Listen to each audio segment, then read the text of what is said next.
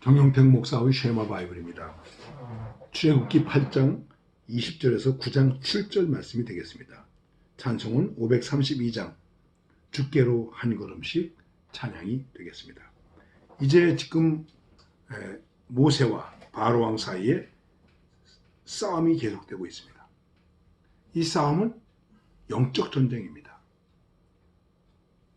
그래서 처음은 물이 피가 되는 피의 재앙이 있었습니다. 물이 피가 되는 재앙. 그리고 두 번째는 개구리 재앙이 있게 되었습니다. 세 번째는 먼지를 쳐서 그 먼지가 이가 되는 그러한 이적이 있게 되었습니다. 바로의 마음은 풀릴 듯 하지만은 풀리지 않습니다. 강팍해집니다. 하나님의 말을 들을 듯 하면서 듣지 않습니다. 자기가 뭔가 조금만 숨을 쉴 수만 있으면, 어떻게 할 수만 있으면 바로 마음을 강팍해 하고 하나님의 말씀을 거절하고 하나님을 대항했습니다. 이렇게 계속되고 있습니다. 8장 20절에서 말씀합니다. 여호와께서 모세에게 이르시되 아침에 일찍 일어나 바로 앞에 서라. 그가 물러 나오리니 그에게 이르기를 여호와의 말씀에 내 백성을 보내라. 그들이 나를 섬길 것이니라. 내가 만일 내 백성을 보내지 아니하면 내가 너와 네 신하와 네 백성 네 집들의 파리떼를 보내리니 애굽 사람의 집집에 파리떼가 가득할 것이며 그들이 거하는 땅에도 그러하리라. 네 번째, 내 백성을 보내세요. 우리가 가서 하나님을 섬기겠습니다. 만일 보내지 아니하면 하나님께서 파리떼를 보내서 온 이집트 땅에, 애굽 땅에 가득하게 하겠습니다. 이렇게 말씀하게 됩니다. 그리고 이 파리떼로 인해서 나는 이 세상 중에 여호와인 줄을 여러분이 알게 될 것이나 하는 하나님의 말씀을 전하게 됩니다. 내가 내 백성과 내 백성 사이에 구별을 두리니 내일 이 표정이 있으리라 하셨다 하라 하시고, 그래서 무수한 파리떼가 바로의 궁녀와 그 신하의 집에 애굽 전국에 이르니 파리떼로 인하여 땅이 해를 받더라. 땅이 큰 어려움을 당했다. 이렇게 말씀하고 있습니다. 그랬더니 바로가 모세와 아론을 불러 이르되 너희는 가서 이 땅에서 너희 하나님께 희생을 드리라. 모세가 가로되 그리함은 불가하니이다. 우리가 우리 하나님 여호와께 희생을 드리는 것은 애굽 사람의 미워하는 바이온즉 우리가 만일 애굽 사람의 목전에서 희생을 드리면 그들이 그것을 미워하여 우리를 돌로 치지 아니하리이까 우리가 사흘 길쯤 광야로 돌아가서 우리 하나님께 희생을 드리되 우리에게 명하신 대로 하려 하나이다. 이제 바로가 빨리 파리떼를 좀 없애달라. 그리고 예배해라. 근데 이 땅은 떠나지 말고 여기서 해라. 이렇게 말씀하고 있습니다. 모세는 말합니다. 사흘 길 가서 우리가 하나님 앞에 하나님께서 우리에게 말씀하신 대로 예배를 드리겠습니다. 여기서 우리가 예배를 드리면은 하나님께 제대로 싸우면 애굽 사람들이 싫어하기 때문에 오히려 회방하고 돌로 칠 수도 있는 것입니다. 서로 어떤 종교적인 갈등과 부딪힘이 일어날 수도 있습니다. 우리가 사흘 길을 가야 됩니다. 이렇게 말했습니다. 그랬더니 이 바로가 말합니다. 내가 너희를 보내리니 너희가 너희 하나님 여호와께 광야에서 희생을 드릴 것이니 너무 멀리는 가지 말라. 그런즉 너희는 나를 위하여 기도하라. 아주 온순해졌어요. 아주 공손해졌어요. 그래 가기는 가지만 너무 멀리 가지 마라. 그리고 나를 위하여 기도해달라. 이렇게 말하게 됩니다.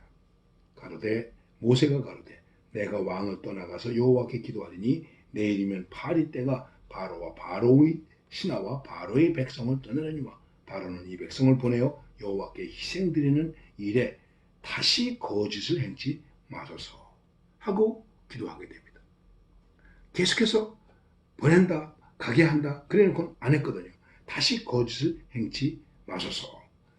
나와서 기도하니 여호와께서 모세의 말대로 파리를 바로와 그 땅에서 다 떠나게 했습니다. 그랬더니 바로가 이때에도 마음을 완강케 하여 백성을 보내지 아니하였다. 네 번째 재앙에도 그는 굴하지 아니했습니다. 다시 숨이 통하니까 마음이 강팍해졌습니다. 그래서 말씀합니다. 여호와께서 모세에게 이르시되 바로에게 들어가서 그에게 히브리 사람의 하나님 여호와께서 말씀하시기를 내 백성을 보내라. 그들이 나를 섬길 것이니 만일 거절한다면 억지로 잡아두면 여호와의 손이 짐승들에게 악질이 나게 해주겠다. 이렇게 말씀하시게 됩니다. 바로는 다시 강팍해졌습니다. 모세의 메시지는 똑같은 것입니다. 내 백성을 보내라. 그리고 하나님을 섬기게 하라. 우리가 하나님을 섬기겠다. 바로는 말을 듣지 않았습니다. 그래서 결국은 다섯 번째 재앙이 임하게 되는데 그것은 나귀와 약대와 우양에게 짐승들에게 악한 악질이 아주 심한 악질이 이거 독종이라고 할까요? 이런 것들이 생겨나게 되었습니다. 피부병 같은 것이 짐승에게 일어났다고 하는 것입니다. 그리고 이때부터 지금까지는 그 어려움을 이스라엘 백성과 이집트 백성이 똑같이 당했는데 이제부터는 하나님께서 하나님의 백성은 재앙을 당치 아니하고 이집트 백성들만 재앙을 당하게 해주었습니다. 어느 정도까지는 그냥 같이 세상에서 같이 망하는 것 같아요. 같이 힘든 것 같아요. 그러나 우리가 믿음을 굳건히 하면 하나님은 이제 그 한계를 벗어나게 하셔서 우리를 구별해 주십니다. 세상과 구별하게 해주십니다. 죄악과 구별하게 해주십니다. 재앙과 구별하게 해주십니다. 이제 하나님의 백성들은 이렇게 되었다고 하는 것입니다. 영적으로 승리할 때 이런 은혜가 우리 가운데 주어지게 되는 것입니다. 이 가장 핵심적인 것은 무엇입니까? 여호와를 섬기는 것입니다. 여호와께 제사를 드리는 것입니다. 바로 예배자로서 사는 것입니다. 바로는 계속해서 강팍해집니다. 거짓과 변덕으로 일관하고 있습니다. 이 세상의 모습이에요. 불신앙적 모습이에요. 여러분, 하나님께 대한 믿음에 대해서 우리는 거짓과 그리고 변덕으로 나아가서는 안 됩니다. 다시 한번 말씀드리지만 우리는 하나님께서 이번에 이렇게 해주시면 또 이렇게 하겠습니다. 그런 얘기를 많이 하죠. 그런데 그렇게 하지 못하는 경우들이 많이 있다고 하는 것입니다. 탈무드에 보면 이런 얘기가 있습니다. 유대인 하나님 잘 믿는 사람이 이제 무역을 하게 되었습니다. 돈 많이 벌었습니다. 돌아오는데 풍랑이 일어났습니다. 너무 풍랑이 거세게 일어났습니다. 그랬더니 이 장사꾼이 기도했대요. 하나님, 이 풍랑을 멈춰주세요. 그리고 저를 구원해 주세요. 그러면 제가 제 재산의 절반을 드리겠습니다. 기도하고 났더니 풍랑이 잔잔해진 거예요.